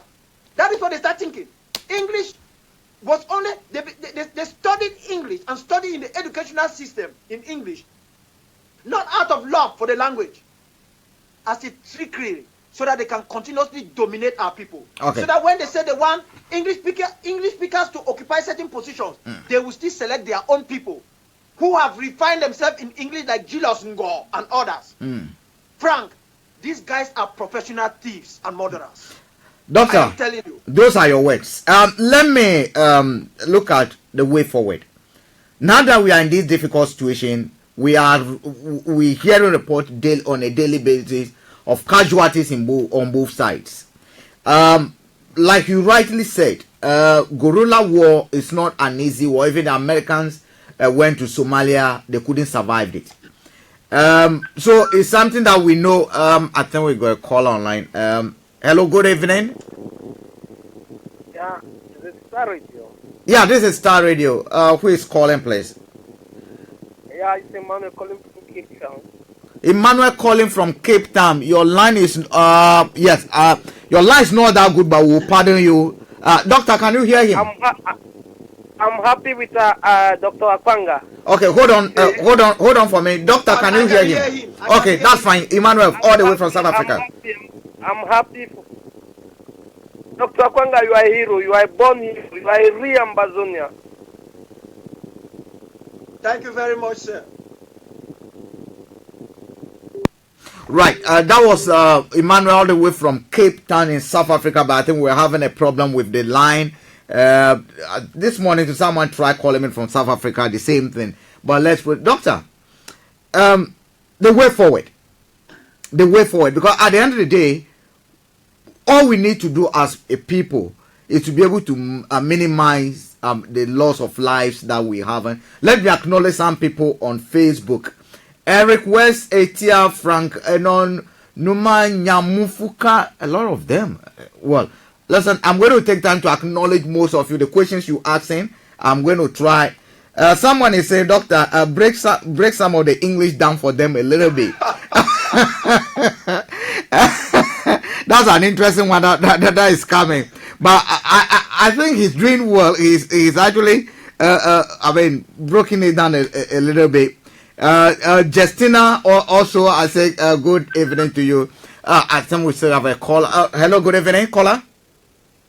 Hey, yeah, this is James. Calling. Okay. Yeah, this is James calling. Hello. James, where are you calling from? Oh, from Washington, D.C. Okay, James, let's hear you say. Yeah, just to congratulate also Doctor for the great job he's doing. Okay. When he was always talking, and many people were like not understanding what he was talking about self-defense, but now the eyes are open. But I was trying to ask him also one question. Do, We please. understand very well that La République du Cameroon probably do not love us. All they love is the natural resources that come from the land. But I want to, if in case they give like Southern Cameroon an option that, okay, we might permit you guys to go your way, but we want that the natural resources in your territory should be shared in a certain proportion. Can it be a good option? Can they take that as a small form of, let's say, can they compromise on that? Okay. Is it possible they can compromise on that? That's my question for the doctor. Thank you. Thank you, James. Doctor, that's a question for you. James, thanks a lot, fellow comrade and fellow citizen. Thanks for your blessings and everything that you and every Ambazonian has been sacrificing for. Now, let me answer that question in a simple way. Yeah. If we are going to set up a federal system of government, let me talk of a confederacy, which is a very loose system of federation. Yeah. Then we will say that, okay, certain percentage of oil or gold or diamond in our area, money that comes from it or our timber, if we have a lot of it, will go to the central administration, no matter how loose it is. Yeah. But the people where it comes from, for example, let me say oil is being tapped from Dian. Dian County must have a certain percentage different from what will go to the entire southern region of the southern Cameroon or Ambazonia. Okay. So that will be different from what will go because it comes from them. But let me be very frank here. James, you should just ask yourself, these guys have been stealing from us for how many years today? Instead of us being in a position where we'll be telling them that they need to return what they have stolen from us, they will come and tell us that, okay, let's keep over the Mongo, come to Ndian, go to Bafaka, go to Sabgahir and all the other areas or around Bachongtai where there are some minerals. Let's go to these areas and tap some of these minerals and share 50-50 with you people so that you people can have freedom. We know there is no price for freedom. I accept that. That for me, if we Ambazonians are free, it doesn't mean we will not have our own difficulties, but we will be able to solve those problems ourselves. We speak in the same language, we will not need translators. We can walk across the border and talk to one another. You will not need to drive and go to Sanglima or go chase documents in Yaoundé, where you might die on the way because of bad roads. We'll be able to know we invest whatever we have in reconstructing our homeland. But for anybody to tell me that, oh, can you give part of your natural resources as a way for you people to go? That option alone signals something, that these guys have never been interested in us. They are thieves. And anyone who raised up that in a negotiated settlement, if I am sitting on the other side of the table, let me tell you what I will do, James. I will go out of protocol. I will climb on the other side of the table and give them a punch on their face for just talking about it. That they should take part of our natural resources so that we can go. No, that's not important. We should be talking of prosecuting those who have led to the death of our people. The gendarmes, the terrorists, I beg your pardon, that have died, alongside our own people who have died. All the blame lies in those who refuse to recognize this problem and who told us that if we want peace, let's prepare for war. That if we're not prepared to fight, they will not let us go.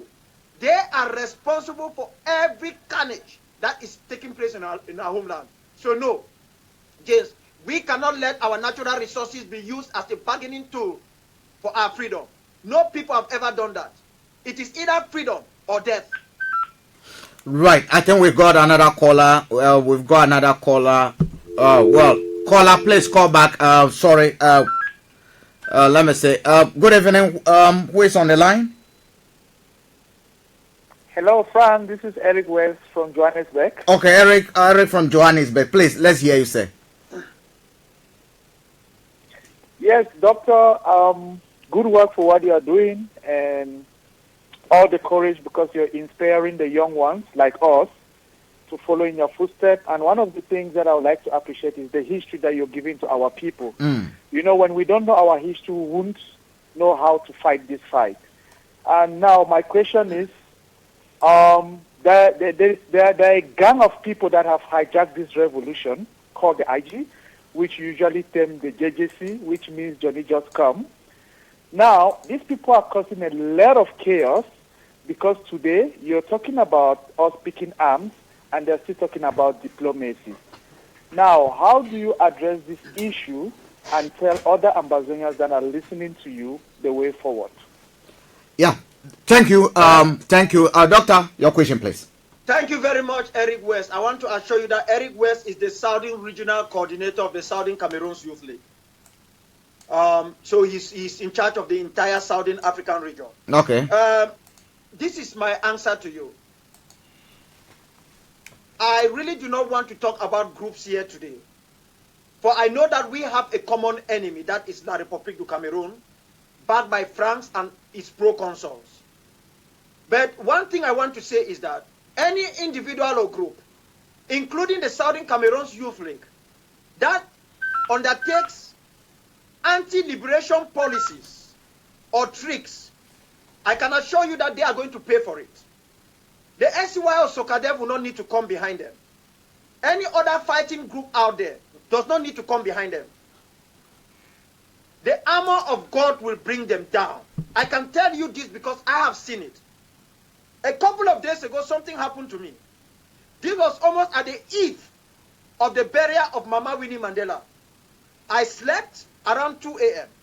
Before 3 a.m., this is like a miracle. I didn't want to talk about this. Nelson Mandela came to me at 3 a.m., around 3 a.m., and got me up from sleep.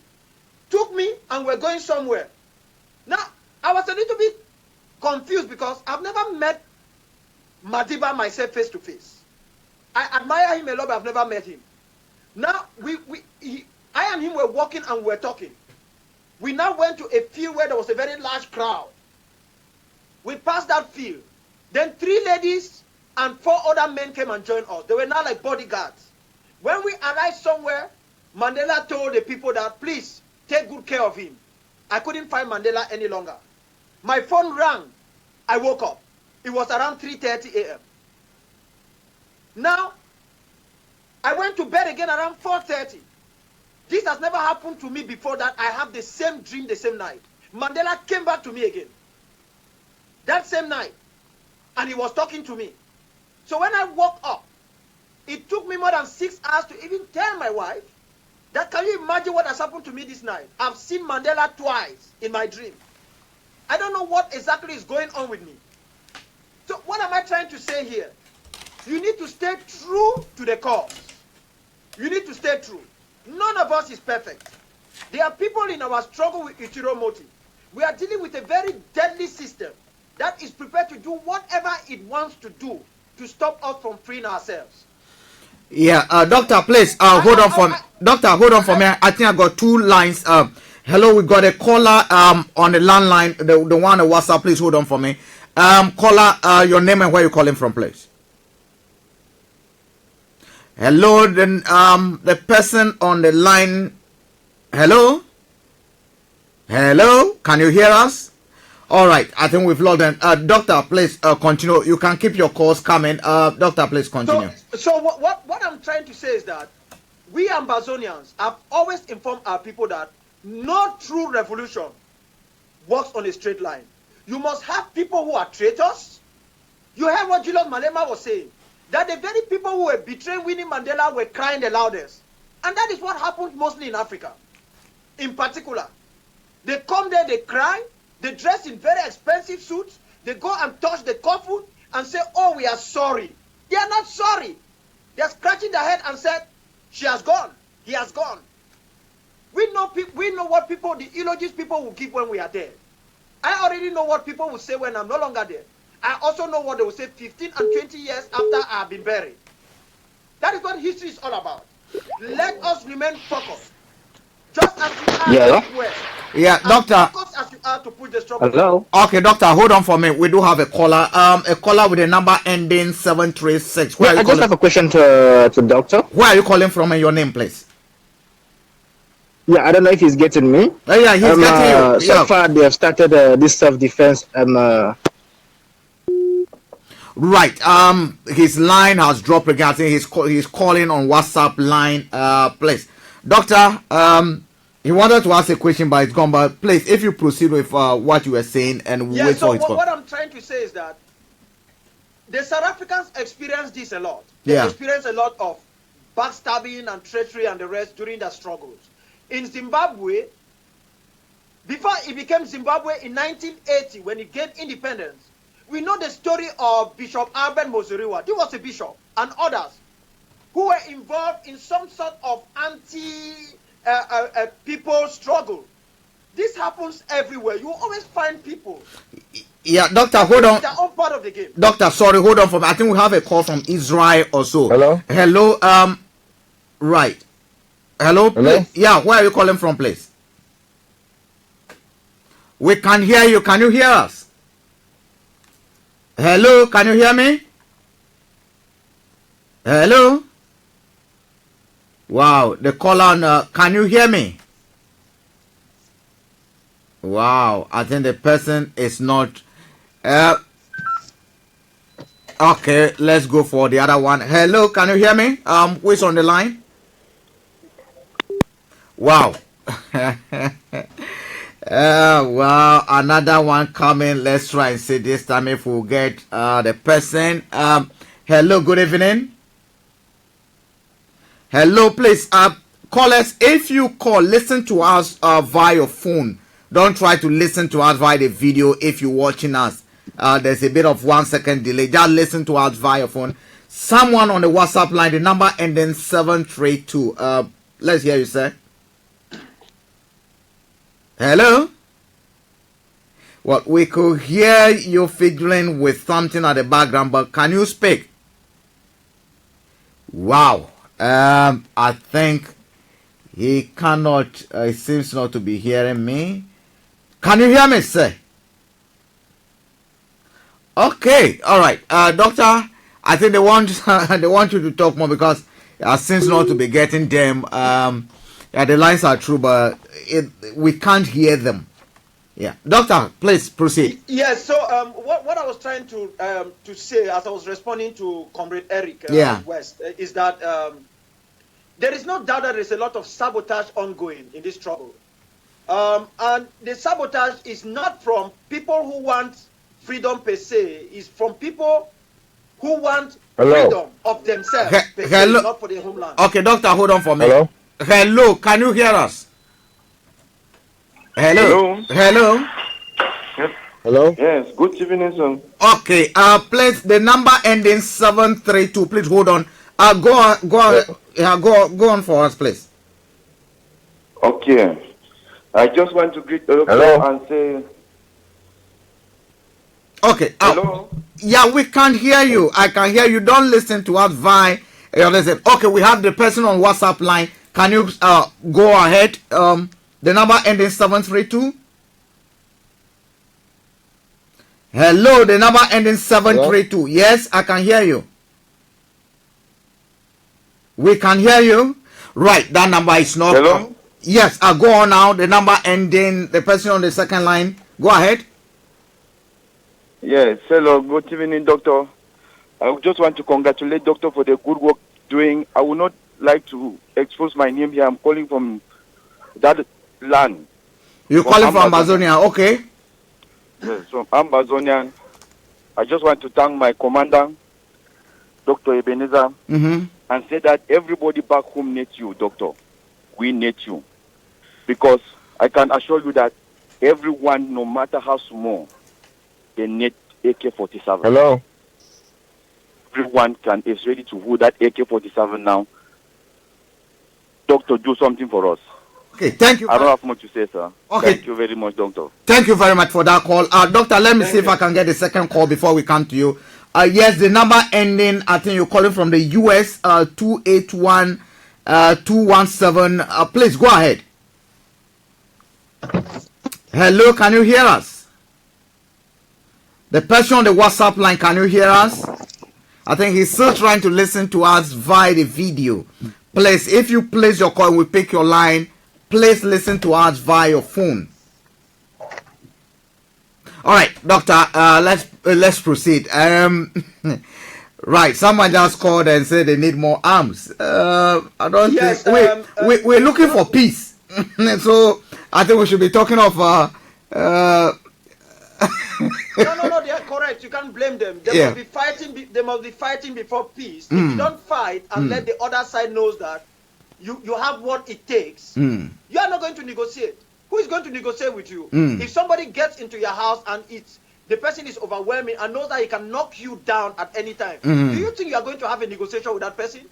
Negotiation is only when there is a stalemate, when both sides know that none of them can win. Okay. I've already told you that La Republique has made a mistake. Okay, doctor, let's... What is going on? Yeah, Hello? Yes, I can hear. Can you hear us now? Please check your connection. Can you hear me? Our connection is well because we picked some calls over there. So stop listening to us via your video. Hello? Can you hear us now? Wow. Can you hear us?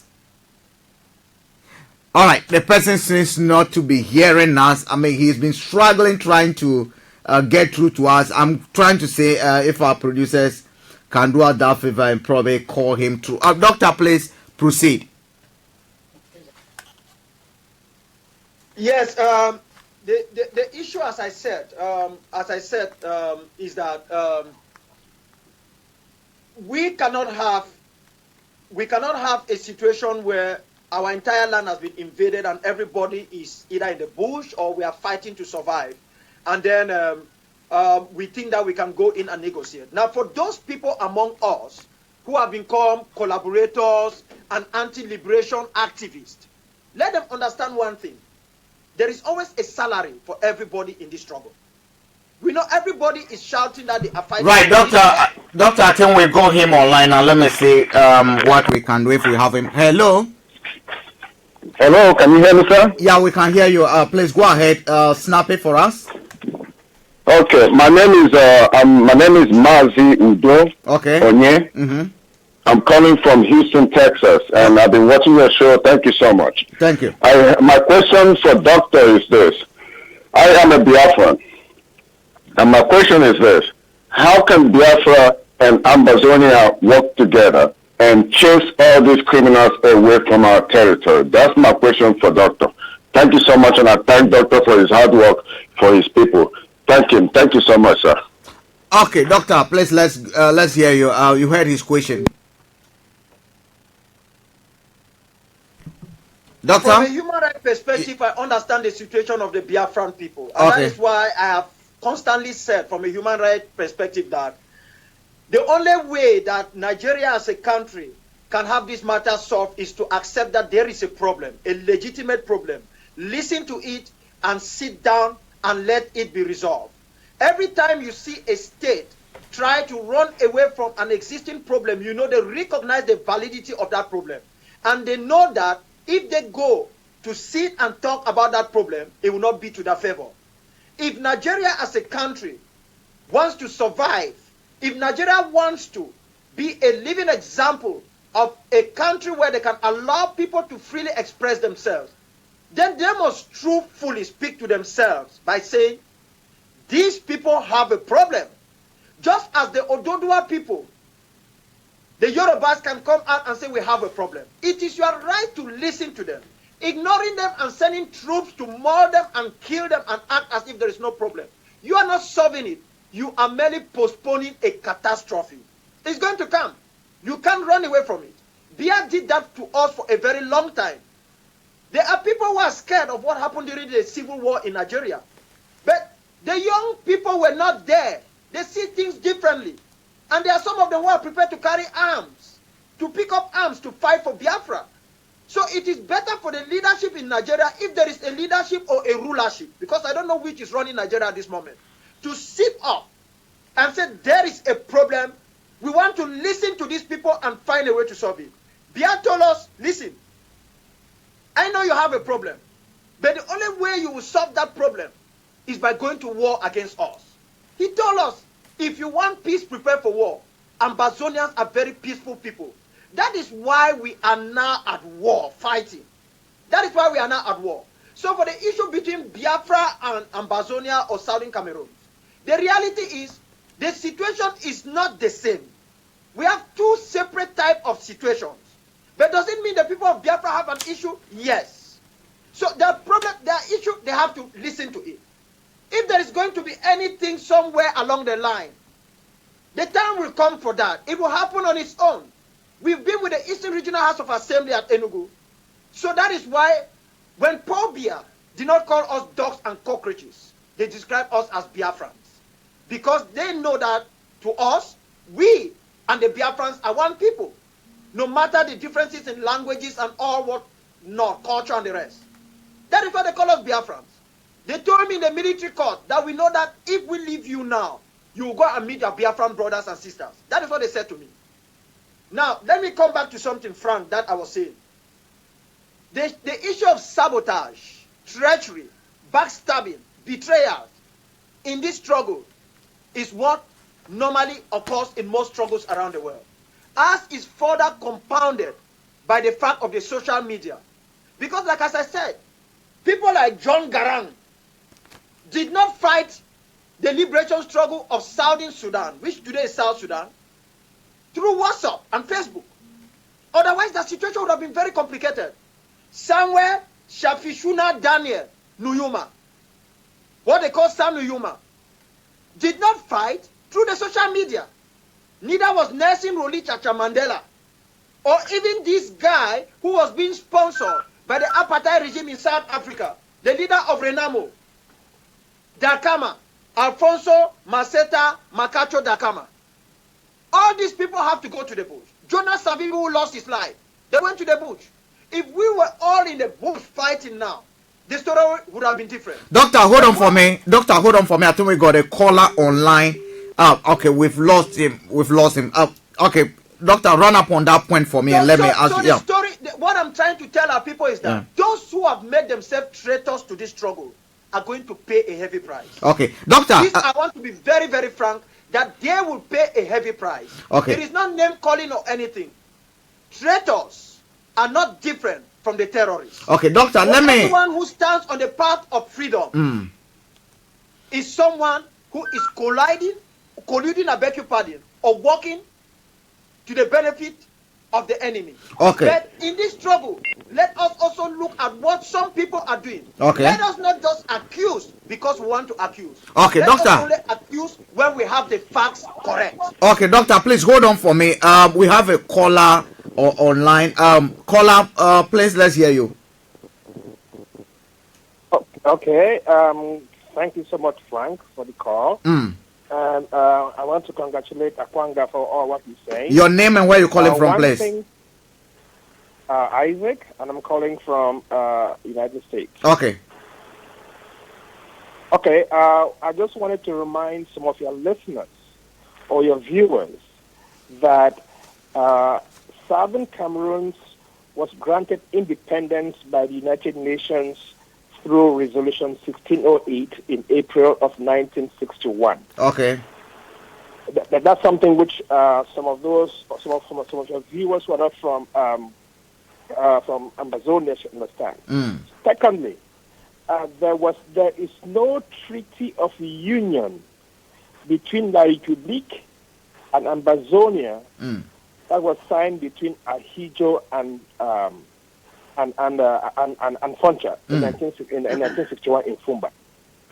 Third, the referendum of 20th May 1972 in Yaoundé had as responses yes and we, which translates into effect that it was a fraud. Any nation cannot be built on fraud. Frank, in your country, Ghana, if you don't know it, I'm going to suggest you ask some people back at your home, do some research, whether your country was based on fraud. Any country, if you look at the Constitution of the United States, that was signed by the 13 colonies. Everybody came and signed. There's a union treaty that was signed by 13 colonies to form the United States at the time. There is no treaty of union between La République du Cameroun and Amazonia. And it is on that basis that Amazonia would go to a negotiating table That is where we derive our legal authority to negotiate with the Republic, because we do not have any act of union between Foncha and Nahijo. And if there is somewhere, let them show it to us, and then we'll discuss. Otherwise, okay, I totally agree with Akwanga. We are going to negotiate on the terms of separation. Let me repeat that to you, Frank, and to the world. We are going to negotiate the terms of separation. And what does that mean? That means that we are going to negotiate how for 57 years that La République has administered our resources. We're going to ask them how much do they owe us for that. Those are the kinds of things that we are going to negotiate when the time comes, when United Nations or African Union or whoever comes to intercede between Ambazonia and La République. Okay. So thank you so much, Frank. Thank you, Akwanga, for what you're doing. We are going to Boya. Okay. Thank you very much, caller. Doctor, there's an issue that cropped up a few months ago, and I think it's gained international attention as well, and I want to put it, I want to hear from you. We know Nigeria returned some southern Cameroonians to Cameroon. What happened? What is their fate as we speak?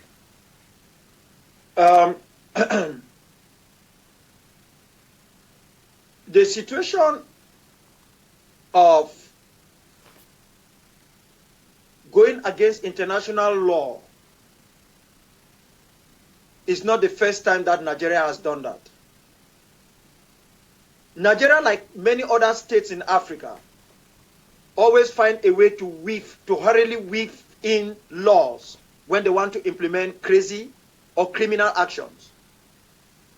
Nigeria have its own laws. If they thought that there were people in their land, on their land, I beg your pardon, that were abrogating those laws, they would have tried them there. You cannot pick up people. International law does not permit that. Even those with refugee who have applied for refugee status, some even with refugee status, and you send them to a place where there's certainty that they are going to be killed. You don't do that. I can't give you any information. Everything I know about the people who were kidnapped, they were not arrested, who were kidnapped, is only the little bit of pieces of information that trickles in from different security sources. Okay. They have not been shown, proven to be alive. We have not seen any of them. They have not been taken to court, even though we know they say they want to court-martial them, like where I went to the military tribunal. But this is the message I want for Nigeria. I know that President Buhari is noted to have been the first president in Nigeria whose regime executed a paralytic woman. I know that. And a regime that for not giving up to the brutal dictatorship of La République du Cameroon, for not saying yes to annexation. We remember each and every one of you. Even as you suffer in detention, we will never forget about you. We remember you, Ngari Felix T, Konrad Tambo, Cedric Tangwa, Marvin Ta, Emile Rigobert, Awan Zenya Thomas, Munji Roland Ford, Awemu Joseph, Hilary Donkey, Levala Brian. Yes, we remember each and every one of you. We remember you, Sinju Diodone, Wenom Enong Moses, Kinga Valentine, Yusinyu Gerard, Aselache Mati, Awa Terence, Nkembu Anised, Kuyase Leona, Mufochu Che Jean-Pierre, Mungo Ase. We will remember you forever. We remember you, Ndasi Julius, Fontem Neba, Dem Terence, Peranso Steven, Tata Elvis, Ndeveni Elvis. We remember you, Mancho Bibi Sincere. Doctor, welcome back. Doctor?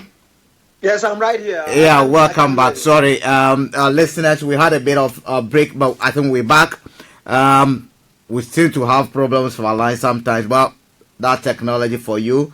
Doctor, you were making a point that you haven't heard from them. And I know Amnesty International, for instance, have raised concerns, and we keep on asking. So basically, nothing from that area at all. Yes, we haven't seen a proof of life, despite that they have spoken a lot about it. But I have assured our people that whether they are dead or they are alive, we will get them. That is what I've said. Okay. And we are at war. You know, war could be at times very, very nasty. Yeah. The only problem is that most of our people, most of my people, it took them more than 20 years to realize that we are at war. Because when I was shouting in 1995 that this is war, Ambassador Fossong and his own team did not want to accept it. People like Dr. Yombang and the others. In fact, we were being called exuberant youth. That was the name they called us at that time, exuberant youth. So that we were too excited. We didn't know exactly what we were doing. I said we are at war. Let me give you an example, my brother. You see, the way you lay your foundation affects the way you prosecute what you are doing.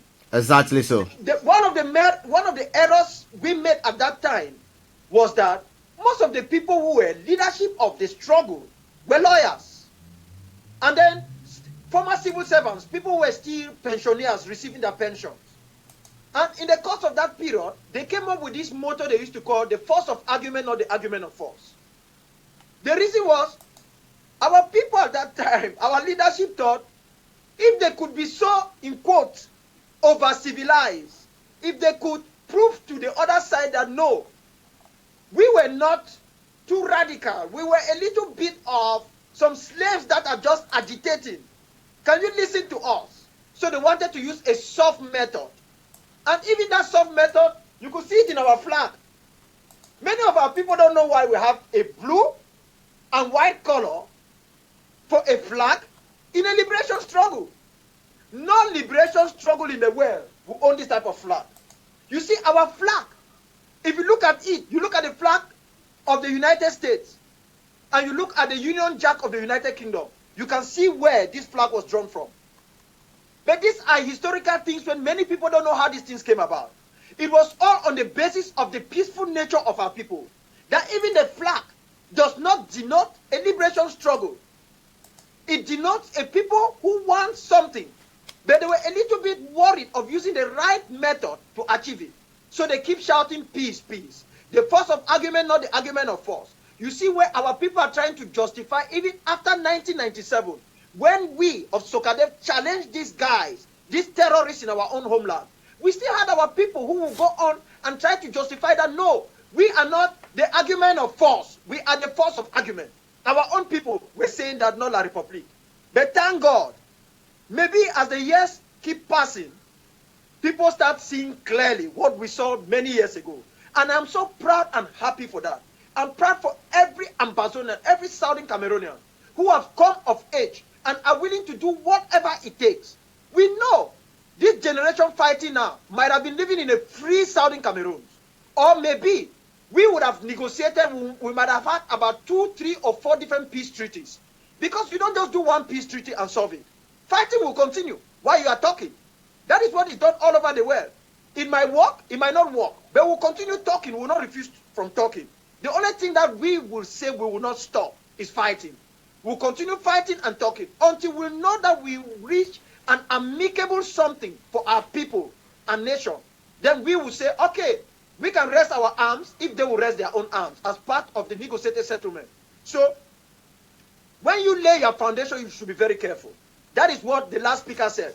So, if you lay a corrupt foundation, if you lay a foundation that you want to build a homeland, and then you start with stealing, you start with lies telling, you start with corruption, you start with backstabbing, you start with treachery, I can assure you that at the end of the day, the state you are going to build will take directly from the foundation that you laid on the ground.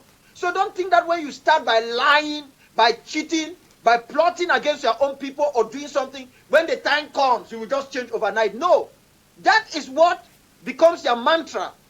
What becomes your measuring rod? What becomes the weighing gadget for you, for the new country you want to be? That is why I and Sokadev and the SCY and a host of our own people from the Southern Cameroons have said, we will not tolerate lies telling in this struggle. We will not tolerate politicking in a liberation struggle like this. We will not tolerate it.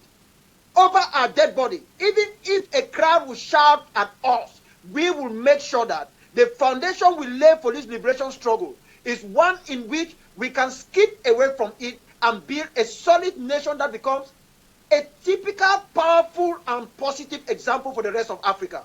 That is what we want to be.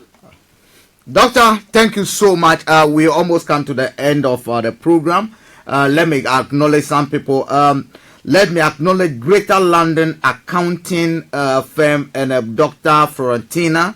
They've been very supportive to this program. In fact, they are sponsoring this program as we speak. Greater London Accounting. If you'd like to get in touch with them, the hotline is 079-32034-137. They've actually helped in bringing this program to you. The number again is 079-32034-137. If you actually live within the United Kingdom and you want accounting services, please contact Greater London Accounting. Greater London Accounting. Wherever you are, you can also contact them. They will give you advice. They offer online consultation as well, and they will be able to do that. I think we have our last caller, and I'll go to the Facebook messages before we wrap it up. Yes, we have a caller on the WhatsApp line. The number ending. Please proceed. Hello? Yes. We can hear you. Please proceed. Hello? Yes, we can hear you. Go ahead. Yes. Good evening. Evening, please go ahead. Where are you calling from? Yeah, Dr. Ebenezer, we appreciate you.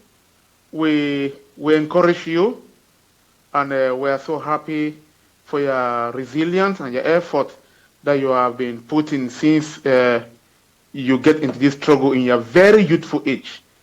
When you talk about your age, I was very surprised to see that you are still a very, very young man and you got into this struggle in a very early time.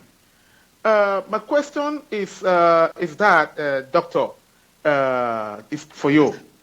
Now that the only solution or the only way forward is AK-47 to defend our homeland, block by block, neighborhood by neighborhood, rooftop by rooftop.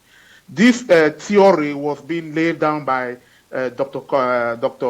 Comrade Ayaba, which is effective today, that we are very proud to be a people that we can also talk and face our oppressor and our enemy. But now that all the international bodies are going down to Cameroon, and the only face of the struggle that they see is Agbobala and Karina Toumi. What is the Sokadev role and the ACK role in Cameroon? Who are representing them in Cameroon? Thank you very much. Thank you very much. I was trying to decipher who is talking. I now know who asked that question. And I thank you for coming on. I know who asked the question. But the first thing I want to clarify is that the whole notion of self-defense did not start 2 days ago with block by block or neighborhood by neighborhood or the 3H. It started in 1997, and they are written documents which the comrade Cho you called will be able to testify to that. So the issue of self-defense has been there a long time ago. We said it over the BBC in Nigeria. When I came out in 2003, I spoke to Bilkusu Labarang Iyoma, and I made it very clear about Sokadev, because Sokadev brought me out of prison, and I made it very clear that we are preparing for war. And I also said it at the Children's Garden, where a video was prepared. A Children's Garden is just behind Aso Rock, which is the presidential palace in Nigeria. There was a video that was done there. Part of the video, you see Justice Ebong in it, where I spoke about the issue of self-defense very, very vehemently. And Now you've raised an issue of Agbobala and the rest. Let me respond to you here. You see, what the international community is doing is testing us, is testing our patience. They cannot negotiate with Agbobala. He doesn't have forces on the ground. When you want to negotiate, they can have dialogue with Agbobala. They won't have dialogue with me, neither with any of the other commanders who have people on the ground fighting. That one is certain. When it comes to negotiated settlement, they are compelled to talk to those who are having people on the ground fighting. If I'm no longer there, I'm dead. Or they somehow kidnap me, arrest me, or do whatever they do, they will still be bound to talk to Sokadev. They will be bound to talk to all the forces that are down there. They are compelled to. It is a way you negotiate all over the world. So what they are doing with Dr. Agbobala is like leaving the shadow, and leaving the object and chasing the shadow. They are just playing around the water. It's just like Paul Biya saying that there is no problem. But he was the first to come and declare war at the airport. I don't even know whether he had drank water, eaten, or drank afofo at the time that he was declaring war. But he declared war when he told us that we are nothing. Vous êtes les chiches. That is the word they use in French. That we are nothing. We are nothing. We cannot do anything. We are cowards. Vous êtes les chiches. Now we are no longer cowards. They are not crying and complaining. Whoever believes that they can call that word Ambazonia in that country or Southern Cameroon, can you talk about it? You talk about it, you call even Abel Mukong, you're in trouble. Now their own media is talking about it. Their minister sits, no matter which way he calls it, he used the word Ambazonia or Southern Cameroon. So we have already achieved a major victory with that. So that is one area. Now you talk about ARC on the ground. ARC does not need to be on the ground. ARC is on the ground. ARC is Ambazonians. It's simple. It is not how loud you shout. ARC might not have a television network. ARC is on the ground because ARC is Ambazonians. So how do you want, you can't change it. You don't need an Agbobala to go represent the face of ARC. We will not let people who don't know what it is to represent us, because that is one of the problems we've had in this struggle. It is the same thing I complained the other day, that when a federalist accuses the people in their parliament, our people start calling on that federalist to come and lead over a liberation struggle. And if that federalist comes tomorrow and fails, the same people who say he has failed, why they will forget that they are the ones calling him? It's just like telling John Frundi that abandon SDF, come and lead the struggle. This guy is not a liberation fighter. How do you want him to come and lead a struggle? You don't take retired or outdated politicians or politicians who are on, how do I call it? They are on standby to come and lead a liberation struggle. You take freedom fighters to lead a liberation struggle, and the time for politicians will come. So I think, my comrade, have no fear, have no qualms. La République du Cameroon will talk to us. They are already talking to us now as I'm talking to you. There are things we don't put out there. They are finding a way to negotiate. Forget about what Chiroma and the others are shouting out there. They will talk to us. Because as I have said, and I'm saying it here today, if it's going to take 100 years to keep fighting, we will keep on going.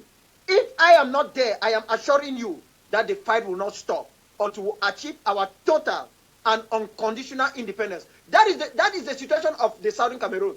I use the word independence because independence is not by joining. Like one of our speakers who said we're giving independence. No, you don't have independence by joining somebody. That word independent means stand alone.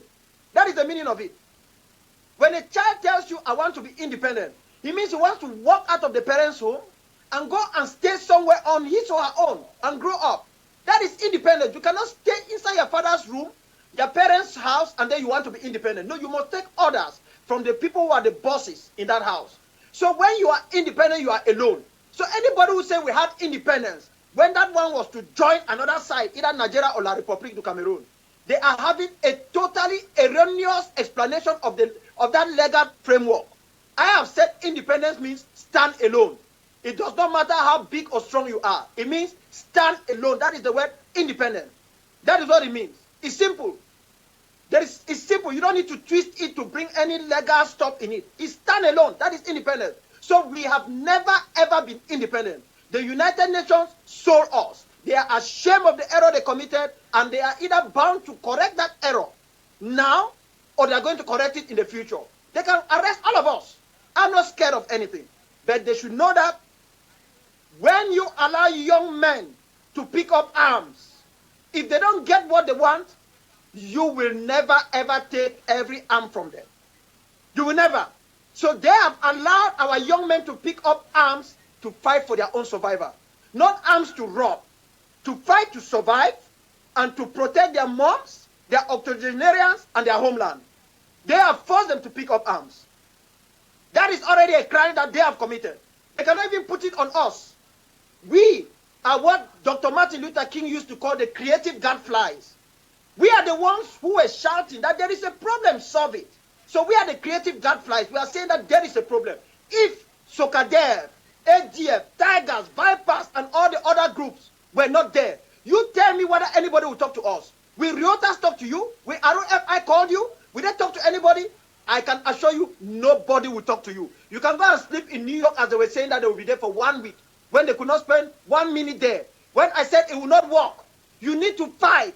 When you fight, you give an overture for diplomacy. It is only by fighting that diplomacy will work. Remember, negotiation is diplomacy. That is what negotiation is all about. But you tell me where they have ever negotiated in this type of a situation without fighting.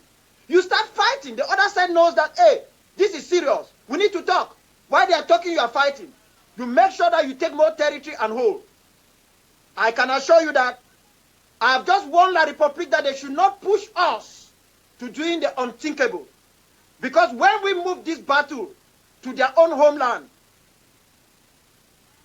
it's going to be chaotic, more than what it is now. They have killed enough of our people. They have maimed our children. They arrest young men and shoot at their legs to handicap them. So they have done so much evil. Doctor, thank you for those that wonderful submission, Doctor. We just about bringing the program to a close. Doctor, I know this week Southern Cameroonians will be protesting somewhere in London. We'll follow that closely. I know your PRO is also in London. We might speak to him also close. But Doctor, your last word for the Southern Cameroonians or the Ambazonian and the world at large that are listening to you today. It's been wonderful having you again. But your last comments to them before we bring the program to a close. Yeah, the first thing I want to say to Ambazonians who are watching me is that, please, I know that more than 56 years have divided our people a lot. I know that some of you support particular groups because they are your tribemen or your former classmates or people that you share a bottle of beer with, people you feel familiar with. But my first appeal I want to give to you, when you go to Punchline Television, which, as I've been rightly informed, a particular group has gone to Punchline and said they should not carry out any other group except them. When you go there, please, do not make derogatory comments on one another. If you have any comment to make, it should be bringing down the terrorist regime in Yaoundé. That is the first appeal I want to give. When you come to forums like this, please, direct your comments to La République du Cameroun, no matter what it is. Now, when you go to your individual Facebook where you find mostly Ambazonians, you can go there and say all the crazy things that many of you have been expert in saying it and professionals in doing it. That is the appeal I'm giving to each one of you. Do not take this thing to the international community. Our struggle is more complicated because of the social media. If it was not the era of the social media, I can assure you that things will not be the way they are. We would have gone very, very far in this struggle. That is it. The other issue I want to say to those of you in Ghana, those in Nigeria, those in Biafra land, those in Oromo land, those of you in Twakazi, those of you in different parts of Africa in particular, especially those of you of the African National Congress, the BLF, the EFF, and all the political strings in South Africa, to those of you of SWAPO, those of you of Frelimo, those of you who find yourself in different parts of the continent of Africa, this is your struggle. It is not just a struggle for the Ambazonian people. For if you do that, you will be helping the terrorists to cleanse and destroy our entire land. You must become part and parcel of this struggle. You must buy into it and become part of it. Let nobody shut you out. I joined the ANC struggle, the struggle for the anti-apartheid struggle at the age of 15. I joined it. I contributed for it. I fought for it. Many of you are at school with me. You saw the articles and the numerous stuff I was writing about Nelson Mandela, Winnie Mandela, and the South African situation. You saw the challenge I gave to Charlotte Peterson, the Vice Consul for Press and Information of the U.S. Embassy. You were there. You watched all these things. I was not in South Africa. I never knew I would ever go there.